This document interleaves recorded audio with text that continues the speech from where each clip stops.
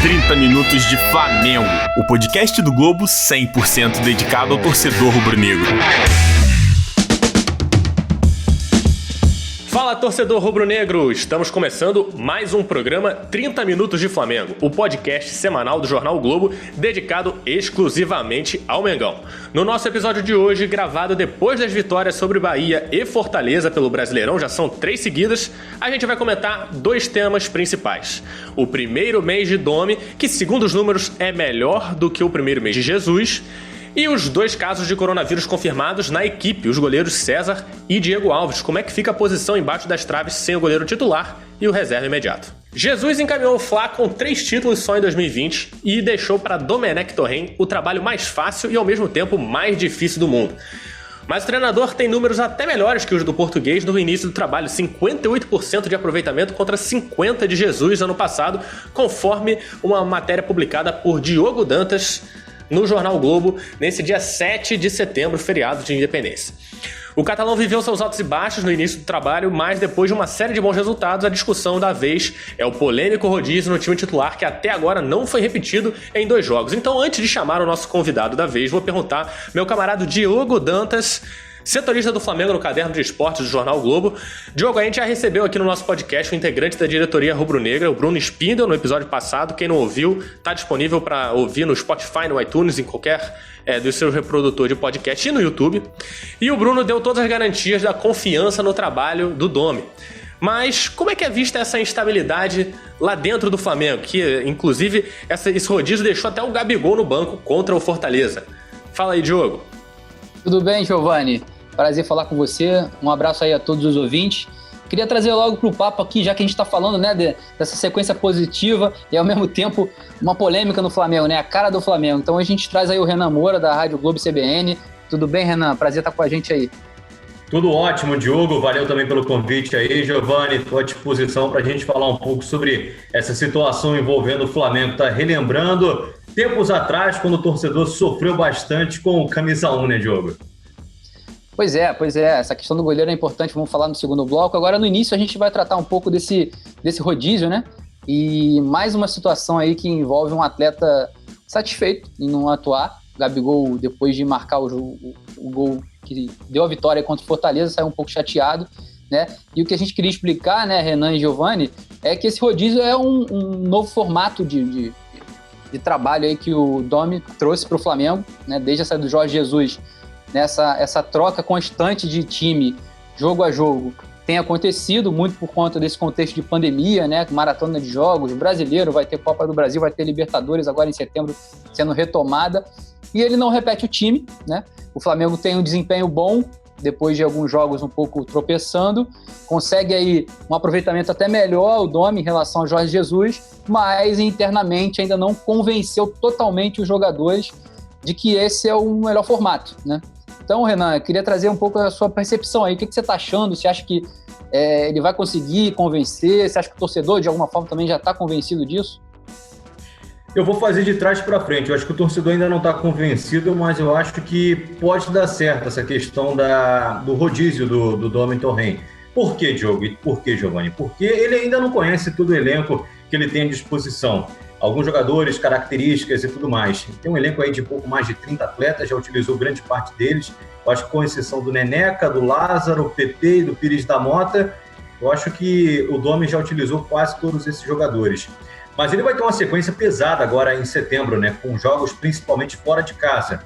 Ele vai ter só Fluminense atuando aqui, sendo o visitante, né? Pelo menos na tabela de classificação. E tem mais uma partida também no Maracanã. De resto, é só confronto fora de casa e viagem distante pela Libertadores da América. Então tem essa questão física e tem a questão técnica. Então eu acredito que o Flamengo tem que estar, de fato, com todos os jogadores em alto nível de performance para conseguir suportar essa maratona de viagens, principalmente, desgaste físico. Eu acho que isso daí pode ser um ponto a favor dele. Conhecer todo o elenco nesse período de início de trabalho, né, para pôr em prática no momento talvez mais decisivo dele à frente do Flamengo, que se trata da Libertadores da América. São 6 pontos, mas o time ainda não está classificado, né? Pois é. Ô, Diogo, você fez aquela enquete no seu Twitter, eu até votei lá, falando sobre o rodízio, né? E tentando trazer o ponto de vista do torcedor, eu acho que o rodízio é muito positivo pro Flamengo, porque imagina um outro time fazendo esse rodízio. Imagina aqui só pra ficar dentro do Rio, o Fluminense, o Vasco, o Botafogo. Imagina o Botafogo fazendo um rodízio, tirando a maior parte do time titular e botando a parte do time reserva. Eu não imagino que vai chegar no fim dos 90 minutos. E o Flamengo consegue fazer isso com qualidade, tanto que já são 3 vitórias nos últimos jogos, sempre rodando o time, né? Eu acho que até prova lá os resultados dos mais de 1.000 votos que teve lá na sua enquete, que a galera tá concordando com esse rodízio, mas também pode ser resultado dessa série que o Flamengo já tá 6 jogos sem perder, né? Pode ser. E aí a gente vê lá, né? Eu perguntei se o torcedor aprovava o rodízio, tem mais de 1.500 votos aí desde as primeiras horas aí da manhã de hoje que a gente tá gravando. E também o pessoal comentou bastante. Então, assim, no total, a grande maioria apoia, né? 77% apoiam o rodízio. Só 7% acham que não, que tem que jogar os melhores. Né? E 14% dizem que só sob risco de lesão que deve poupar. Então, assim, o ponto é esse, né? O rodízio vai alternando os atletas. O Renan colocou muito bem aí, né? Que o Domi não conhece o elenco, não tem nem tempo de treinamento para conhecer o elenco, então ele faz isso nos jogos. E aí, dependendo da partida, né? Se o Flamengo não tá com um desempenho tão bom e tal, e aí vem o Gabigol do banco e acaba resolvendo. Então aí é um luxo isso, mas o Gabigol... Hã? É um luxo você poder botar o Gabigol no banco. Pois mas aí a dúvida é a seguinte, né? Será que não, de repente ele não começaria com o Gabigol e depois, se precisasse, trocava? Porque o Gabigol, vai lembrar aí, né? O Renan lembrou a questão física. O Flamengo tem 4 lesões musculares. O Pedro Rocha se machucou grave agora nesse último jogo. O João Lucas também tinha sido grave, ainda continua no estaleiro. E teve o Gabigol e o Rodrigo Caio com problemas musculares, mas foram muito leves. Então os dois se colocaram à disposição. O Rodrigo jogou e o Gabigol não jogou. Por que o Gabigol não jogou? Ele estava pronto pro jogo. Ele chegou a postar lá no Twitter dele, estava pronto. Então essa é a diferença. Na época do Jorge Jesus, se o jogador falasse para ele, depois de um tempo de recuperação de lesão, que ele estava pronto para ir pro jogo, ele ia pro jogo. E o Jesus priorizava os melhores. Se precisasse trocar, por conta de uma lesão, ele trocava. Se precisasse trocar ao longo do jogo, ele também trocava. Mas ele não prescindia de um Gabigol de início para poder rodar o time se o atleta estava se sentindo pronto pro jogo. Então, a reserva do Gabigol era o Lincoln, né? Apenas. Pois e assim, acho que muito mais essa questão de reserva, de luxo ou não, tá a confiança que o treinador precisa ter também nos seus titulares, se é que ele tem esses titulares, porque até agora ele não tem. Então, mas eu acho curioso, até Diogo, só te cortando, perdão, eu acho que ele coloca em prática a competitividade dentro de um elenco forte que ele tem à disposição. Vocês citaram até o Botafogo. O Paulo Autuori ele não tem condições de fazer isso que o Domi Torrent faz. Ele não tem ali um elenco, de certa forma, homogêneo. O Flamengo tem. Você tira o Gabigol, você tem o Pedro à disposição. Talvez o gol, que eu já dei até um spoiler aí, né? Seja a posição mais complicada para ele ter um substituto à altura. Mas ele consegue colocar isso daí em prática. Então, é bom até para que os jogadores não se considerem titulares ou fiquem confortáveis nas suas situações. Então, eu acho que isso daí acaba sendo um ponto positivo, depois do Flamengo ter ganho tudo com um elenco titular nas mãos do Jorge Jesus, que todos nós conhecíamos os que entravam em campo, né? Exato, e é um conceito novo de fato, e aí o seu ponto é interessante, né? Até que ponto ele vai ganhando, o treinador ganha com a competitividade maior no elenco e até que ponto ele perde com o desgaste que ele tem com quem se considerava titular, né? Essa gangorra que ele precisa equilibrar. Então, por exemplo, para o jogo do Fluminense, né, que a gente está gravando aqui, o episódio vai lá na véspera, eu imagino que ele vai voltar com a força máxima que ele tem, que ele considera melhor, é um clássico, né? De repente, para o Ceará no fim de semana, aí ele já dá uma outra rodada. Então, assim, mas o atleta quer jogar todas, principalmente se ele está se sentindo bem para isso. Então, acho que é uma dificuldade que o Domi vai ter ainda de administrar o grupo, que é de jogadores experientes, sim, muitos entenderam e estão tentando colocar em prática essa filosofia de trabalho dele e de jogo também, né, que é nova em relação ao Jorge Jesus, mas esse lado aí, que talvez seja um pouco cultural do jogador brasileiro, de aceitar ficar no banco mesmo estando 100%, né, que ele talvez tenha que superar, né, Giovanni?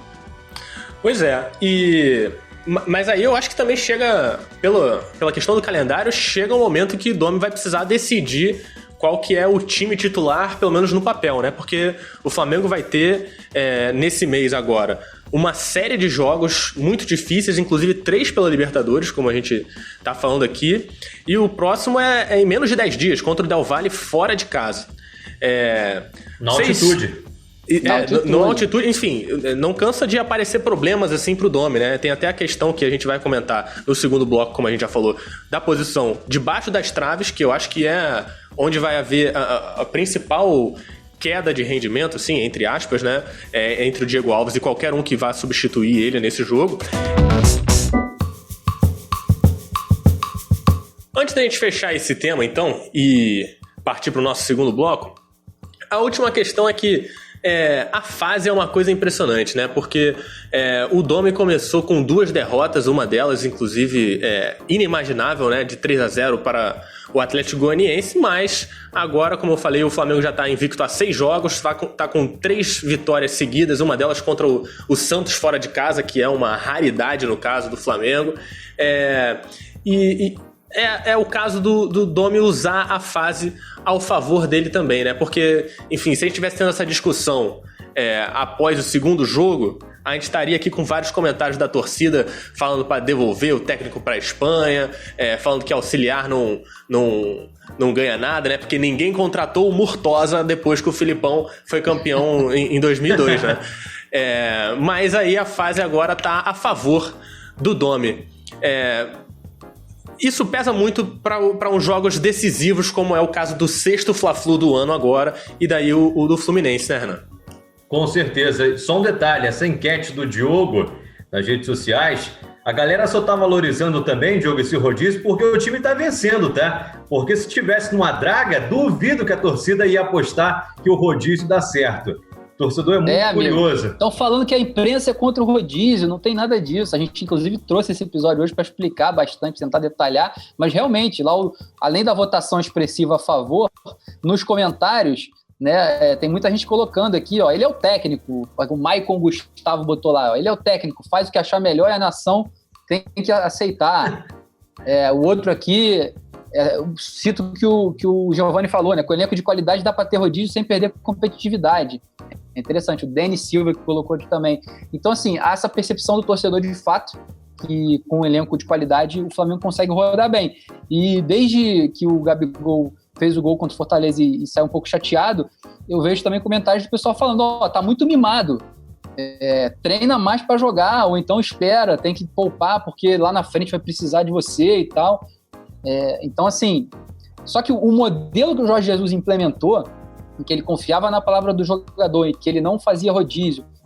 Então, mesmo às vezes o jogador sentindo, mesmo algum exame, dando algum probleminha, assim, se o atleta falava que estava pronto, ele ia para o jogo. Aconteceu com a Arrascaeta, quando estava com lesão, o próprio Bruno Henrique, e os jogadores estão percebendo essa diferença. Então, acho que leva um pouco de tempo, a gente tem um mês aí contra o Fluminense, o Domi faz um mês da sua primeira partida, né? Então, assim, os jogadores estão com boa vontade de entender, mas ainda sentindo um pouco essa diferença, né, de um time que ganhou tudo ano passado, que com o modelo que chegou, o Jorge Jesus destruiu tudo que tinha, né, com o Abel Braga e fez tudo novo. Inclusive, no início, ele sofreu um pouco de resistência interna, vale lembrar, porque os atletas achavam que ele era rígido demais, com questões de treinamento, horário, multava o jogador que chegava atrasado, não chegou nem a acontecer, mas enfim, tinha essa cartilha assim, do Jesus. E agora o Domi não, ele é um cara mais tranquilo, mais low profile, né? Então os jogadores estão crescendo um pouco em cima dele, mas assim, a diretoria dá o respaldo e a palavra final é do treinador para escalar, para decidir se dá folga, para decidir se vai ter rodízio. Então, assim, eu acho que por hierarquia deve ser respeitado e como os resultados estão acompanhando ele também, né? Eu acho que facilita, né? Como o Giovanni falou, a fase tem que ser respeitada. Agora, esse mês de setembro vai ser muito interessante a gente acompanhar se ele consolida esse modelo ou se de alguma forma ele vai tropeçar. Para terminar, então, esse tópico, que é um dos nossos temas principais de hoje, temos também a participação especial de Carlos Eduardo Mansur, um dos repórteres e colunistas do Caderno de Esporte do Jornal Globo, e ele vem com seu quadro com a Fala Mansa da Fala Mansa.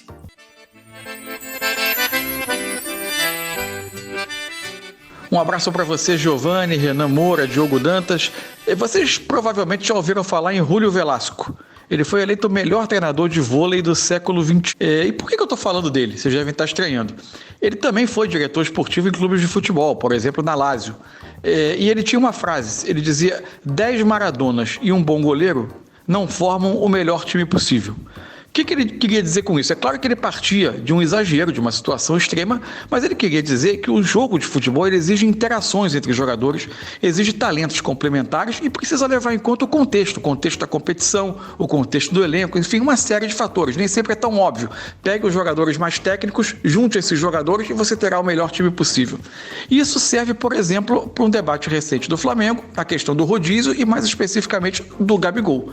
O contexto, por exemplo, do jogo com o Fortaleza, ele tinha um atacante, o Gabigol, voltando de uma questão física, o Pedro, que tinha feito um excelente jogo na Bahia, e isso tem muito a ver, por exemplo, com gestão de grupo, né? Você manter um jogador que tinha se destacado daquela forma em Salvador, a necessidade física de fazer rotações no time e, claro, o modelo de jogo. Há uma questão que é importante, não é simples a adaptação do Gabigol nessa nova forma de jogar do Domenech Torrent. Então, ainda mais quando você estiver diante de uma equipe fechada, como se imaginava que seria o Fortaleza. O Flamengo piorou quando o Gabigol entrou no segundo tempo e voltou a crescer quando ele ganhou a companhia do Lincoln no ataque e pôde ser um pouco mais um jogador de movimentação, girando por um espaço um pouco maior de campo. Então, claro que o ideal é criar um contexto para que joguem os melhores, sempre. Mas acomodá-los nem sempre é simples. O Domi já corre contra o tempo para montar um time que tenha a sua cara, que entenda o seu modelo com o campeonato andando. Para acomodar todas essas características e ter os jogadores mais técnicos em campo, talvez precise ainda mais de tempo. Não se faz isso de um dia para a noite. Um abraço para vocês, até a próxima. Boa, Mansur, legal. E bem lembrado aí, Mansur, né? O Gabigol realmente... Com o Abel Braga já sofria um pouco dessa situação de não ser centroavante, às vezes ele queria colocar o Gabigol mais para a ponta, e com o Domi também, de certa forma, o jogo posicional indica que o Pedro como centroavante e até o Lincoln entrando ficam mais fixos e o Gabigol precisa sair da área, precisa se movimentar, então ele aumenta a concorrência dele com os outros pontas, com os outros meios que atuam por ali, né, Renan? Com certeza. Um abraço também para o Mansur, tô com saudade das nossas resenhas na redação e também nos estádios. Mas eu acho que o Domi peca pelo menos nessa questão a respeito do Gabigol. Ele pode estar perdendo algumas chances claras, mas ainda é o artilheiro que nós temos no país. O ano passado disse muito bem sobre a característica do Gabigol de finalização, não foi artilheiro à toa. Ele tem que estar próximo da área e o Domi, para mim, peca nessa questão, deixando o Gabigol no lado, distante da grande área, distante da meta adversária. Tem que deixar o cara centralizado. E um erro também que eu considero no Domi é fazer experiências na lateral direita. Rodrigo Caio não deu certo com o Atlético Goianiense. No último jogo, contra o Fortaleza, colocou o Tuller de lateral na vaga do Isla. Não sei se nem foi... Ele falhou, né? Foi na penúltima. Entrou e falhou, né? Exatamente. Então, eu acho que lateral tem que ter lateral. Zagueiro tem que ter zagueiro. A substituição é dessa forma. Ainda mais em uma posição onde cada vez mais o futebol é jogado pelos flancos, você não pode dar mole. Então, meu amigo, se não tem o Isla, coloca lá o Mateuzinho, se garante nele ou no João Lucas. Que entrou muito bem contra o Fortaleza. Mateuzinho exatamente. Muito bem, vamos dar uma menção honrosa aqui pro garoto. Mas não aposta em zagueiro porque não tem a velocidade que um lateral tem, né? Mas se tem uma posição que o Domi tá meio que sem alternativa, né? Ele precisa trocar, é a posição de goleiro. Porque teve a lesão do Diego Alves no jogo contra o Santos. Daí entrou o César, mas o César também não teve continuidade porque testou positivo pro coronavírus. Na semana seguinte, o Diego Alves também testou positivo pro coronavírus. E agora, com o Gabriel Batista, o Flamengo tomou 4 gols nesses 2 jogos. E aí, talvez, uma falha dele contra o Bahia, né? O pessoal criticou até. Mas, Diogo, você publicou uma matéria que explica essa opção do Domi pelo Gabriel. E, enfim, você pode dar os outros detalhes, mas tem muito mais a ver com a bola no pé do que com a bola nas mãos, né? Pois é. O Domi tem feito treinamentos específicos, os goleiros participam na linha. E tem tido, com o Diego Alves e com o César, vinha tendo, né, na verdade, um bom resultado ali nas ações dos jogos. Só que nos treinamentos, até antes do Domi chegar, o Gabriel Batista ele sempre foi considerado um dos melhores jogando com a bola no pé, pela agilidade mesmo, pela habilidade, pela história dele no futsal. Então, compararam com o Hugo, né, o Hugo Neneca, o Hugo Souza, e pediram muito o Hugo pela visibilidade que ele teve. Foi convocado pelo Tite, tem passagem por seleção sub-20, o Gabriel teve pela sub-17, mas na sub-20 não teve tanto. Então ele teve uma visibilidade recente muito grande, o Neneca, que é um ano mais novo apenas que o Gabriel. Mas assim, ele é um gigante, né? Ele tem 1,96 m, o pessoal às vezes fala 2 metros, mas é quase 10 centímetros maior que o Gabriel, mas ele pesa 102 quilos. Então assim, ele não é um goleiro com tanta agilidade assim. Mas ele tem a envergadura. Né? Exatamente. Então assim, tecnicamente os dois são parecidos. Eu conversei com pessoas do Flamengo que me ajudaram a entender por que o Gabriel joga, e é por isso. Sim, a reposição de bola dele é muito boa, ele é mais ágil debaixo da trave, tem muita experiência, jogou, foi campeão de Copinha, o Hugo também foi, mas se vocês lembrarem bem, quando o Muralha ficou sem reserva naquela final de Copa do Brasil em 2017, que ele pulou os 5 pênaltis pro lado direito, lembram? Pois é, no banco estava o Gabriel Batista, e se cogitou colocar ele naquela decisão. Não sei se o Renan vai lembrar. Então, assim, é um garoto que tem uma vivência muito grande, tem contato com os profissionais desde 2017, a galera gosta muito dele lá no Flamengo, e tem a confiança de todos. Tanto que depois daquela falha com o Bahia, o Diego Alves veio a público e o defendeu. E, assim, o Marcos Braz, depois, antes do último jogo, também postou que estava com ele. Essa sequência vai ser dele, até o César voltar, porque o César volta antes do Diego Alves para fazer o teste novamente do Covid. E se tiver tudo bem, pode ser que ele jogue a Libertadores. Para o Diego Alves, volta mais em cima daquela partida contra o Del Valle na Libertadores, e aí é mais complicado. Mas assim, acho que se tiver Diego, o César e o Gabriel à disposição, né, Renan? Acho que volta o César, né? A tendência é que volte pelo menos quem tem mais experiência, até na própria hierarquia, né? O Gabriel Batista está na frente do Hugo Souza, né? Mas, assim, até pela questão da inatividade do César, caso ele tenha já a cura da Covid-19, eu acho que o Domi pode arriscar uma permanência do Gabriel Batista. Mas, é claro, tudo vai depender dessa sequência de partidas que ele tem pela frente.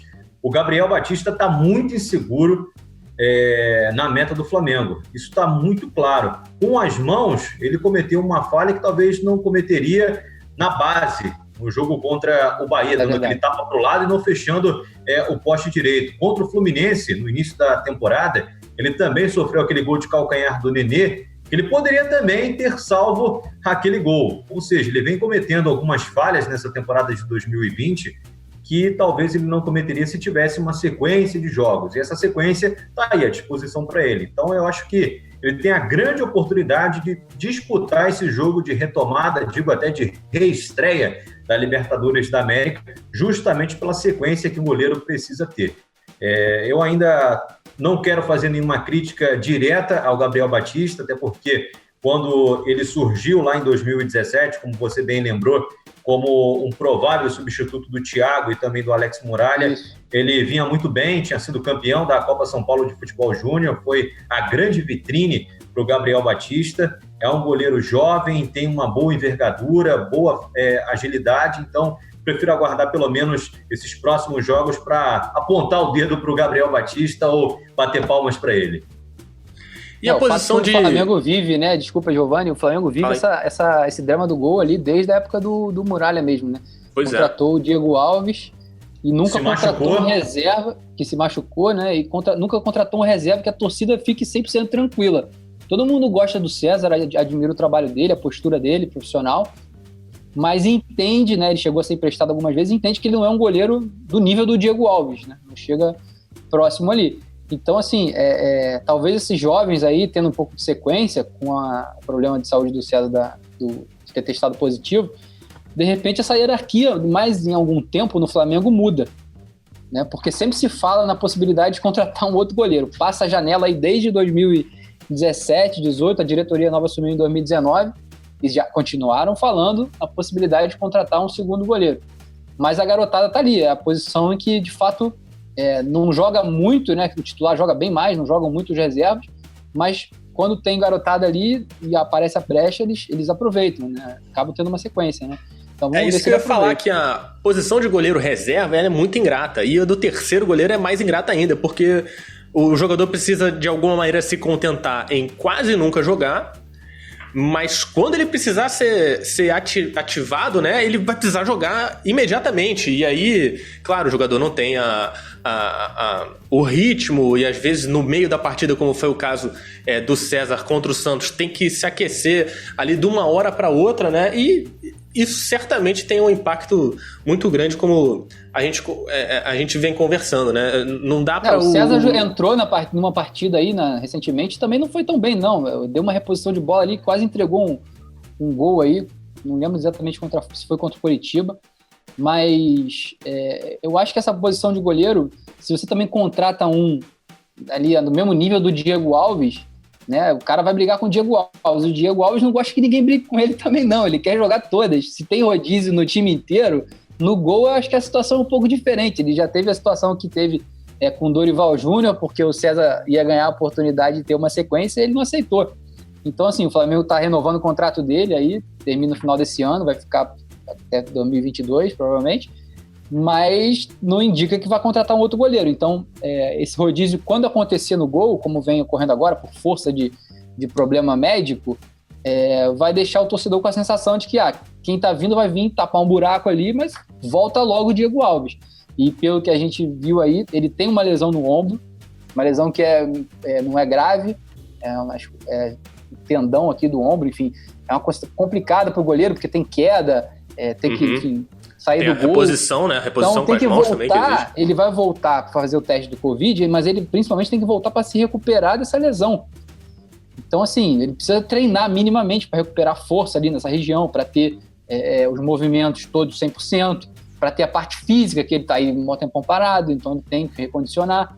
Então não é simples, não. Eu acho que o Renan, de repente, matou a charada. Se o Gabriel pegar essa sequência até os dois, digamos assim, o primeiro e o segundo goleiro voltarem e ele for bem, e eles não tiverem 100% fisicamente e tecnicamente, vai com o Gabriel até onde der aí, até quando o Diego tiver de fato 100%. Né, Renan? Exatamente. Só para a gente talvez matar essa questão do goleiro, vale também a gente lembrar que o goleiro no Flamengo, prata da casa, ele sofre, tadinho, porque o último titular formado na casa foi o Diego, lá em 2006, na Copa do Brasil. De lá para cá, o Flamengo enfileirou títulos, taças, mas nenhum prata da casa, né? Sempre algum goleiro contratado. Pois é, e mesmo Exatamente. O Diego, depois de ter ganhado o título da Copa do Brasil em 2006, ficou meio manchado também na história do Flamengo. O Júlio César foi recentemente recontratado aí, né, repatriado, e, digamos assim, reeditou esse momento, né, mas assim, foi um período muito curto, para uma despedida praticamente dele, ele vinha com problema nas costas, crônico. E nem foi campeão, né? Ou não foi, né? Não foi. Foi o Juan, o campeão, o último prata da casa a se despedir do futebol, né? Exatamente. Então, assim, eu acho que de todos os problemas do rodízio, esse do gol é o mais... que fica mais vulnerável, o time do Flamengo, né? Então, a gente, agora entrando nessa sequência de setembro, pode achar que, né? Tem ali Gabigol, banco, Arrascaeta, banco, mas quando troca, mantém mais ou menos o nível. Então, acho que no gol realmente a preocupação é grande e acho que valeu a gente tratar desse tema aqui hoje.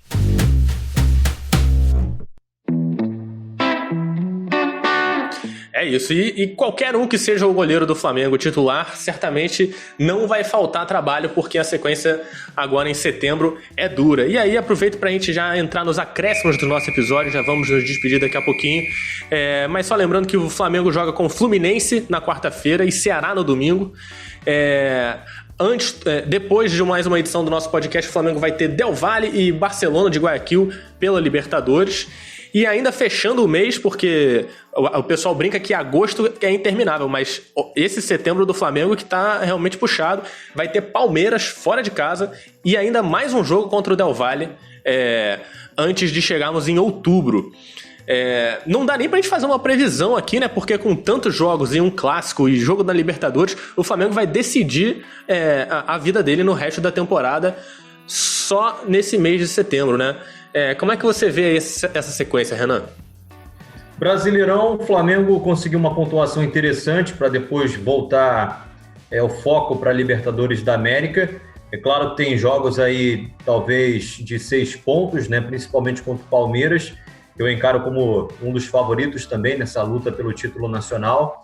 E a Libertadores da América, posso dizer obrigado, Jesus, por ter deixado aí 6 pontos para o Flamengo, porque se antes eu achava que o Flamengo ia passar o trator para cima de todo mundo nesse grupo, hoje eu já tenho uma certa dúvida pela questão do início do trabalho do Domi Torrent, tendo pelo menos 2 jogos nesse mês e 2 ou 3 nesse mês. 2 fora de casa, né? São 3, é o último, né? No Maracanã. E o último aqui no Maracanã, exatamente. Então são 3 partidas de 4 que o Flamengo terá ainda para completar essa fase de grupos, que o Flamengo pode ou encaminhar de vez uma classificação e chegar na fase de mata-mata como favorito, de fato, por já ser o campeão, né, da última edição, ou voltarmos àquela fase onde o Flamengo sofria na questão de somatório de pontos para avançar. Mas, assim, eu estou confiante ainda, mas com pelo menos um pé atrás com a saída do Jorge Jesus e esse início de trabalho. Me dá até arrepio lembrar do São Lourenço ou do Peñarol no ano passado. Bate na madeira, Giovanni. O time está oscilando, mas está evoluindo. Eu acho que dá tempo da gente ver um Flamengo um pouco mais consistente aí nesses jogos de Libertadores e, de repente, nesses momentos em que for jogar Libertadores, aí roda o time para o Brasileiro, né, tenta ganhar alguma gordurinha nessa sequência agora e tenta manter a força máxima dos melhores jogadores nessas 2 partidas de Brasileiro.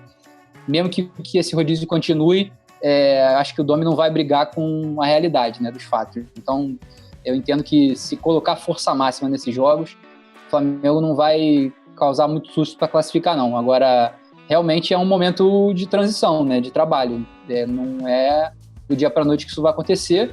O importante é que o Flamengo classifique para que ganhe mais tempo ainda para o último jogo do Grupo A lá em outubro, né, e para as fases seguintes, porque tem muita coisa pela frente, né, e o torcedor, acho que nesse momento ainda está um pouco apreensivo, mas vale lembrar que o começo do Jesus também teve esse sentimento, né, de mudança ali, de transição de trabalho, e gerou um pouco de desconfiança. Depois que a coisa deslanchou, aí foi só alegria, ganhou tudo. Não acho que o Flamengo está com a mesma pegada para ganhar tudo em 2020 e 2021, mas acho que tem tudo para fazer uma transição que, pelo menos no Campeonato Brasileiro, eu não vejo times assim para chegar no Flamengo e desbancar o título, não. 4 pontos em 4 jogos. É só isso. 10 pontos classifica. Veremos. Renan, a gente já está acostumado a ouvir sua voz na cobertura do Flamengo, na Rádio Globo, na Rádio CBN, e foi um prazer imenso ter você também participando do nosso podcast. Muito obrigado. Eu que agradeço aí, Giovanni e Diogo, pelo convite. Estou sempre à disposição. Adoro participar dessas resenhas, batendo papo para falar sobre Flamengo, por exemplo, futebol brasileiro, futebol internacional, enfim. É sempre prazeroso estar batendo papo com vocês. Em meio a essa pandemia, distante, de longe, mas é muito gratificante. Maravilha. Diogo? Legal, gente. É isso. E quem quiser seguir a gente lá no @Globo_Esporte, né, Giovanni? Na @Diogo Dantas, lá o pessoal tem participado das enquetes. Eu tenho tentado colocar ali a hashtag 30 Minutos Flamengo, né? Que o Renan, quando sair o programa amanhã, vai dar aquele RT maroto, né? E a gente tenta interagir com o torcedor também, trazendo no mesmo programa que a gente está gravando, mas eventualmente também lembrando no programa seguinte alguma participação do tema do programa anterior. Um abraço a todos aí, até a próxima, Giovanni. É isso, porque aqui estamos nós três debatendo, mas sempre a participação mais especial é de quem está nos ouvindo. Então eu, Giovanni Sanfilippo, também agradeço a você que nos ouviu em mais esse episódio. Fique com a gente para os próximos episódios do podcast 30 Minutos de Flamengo. A coordenação do podcast é de Thales Machado e Roberto Maltic. A produção é de João Pedro Fonseca e a edição é de Matheus Correia. Saudações rubro-negras a todos e a gente se fala no próximo episódio. Até lá! 30 Minutos de Flamengo, o podcast do Globo 100% dedicado ao torcedor rubro-negro.